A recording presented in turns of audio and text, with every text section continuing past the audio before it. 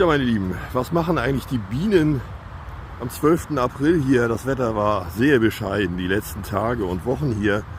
Aber die Bienen, die tragen ein bisschen Nektar ein. Der Raps blüht und der Pollen blüht auch hier. Der Pollen wird auch eingetragen, so wollte ich sagen. Und dennoch müssen wir aufs Futter achten, so wie hier die quietschgelbe Ligustica wieder. Auch wenn mir eine liebe Kollegin heute sagte, quietschgelb sieht doch anders aus. Aber die müssen gefüttert werden, gerade kleinere Einheiten. Und am Wochenende kommt hier die Schwarmkontrolle auf diesem Kanal. Dranbleiben. Tschüss.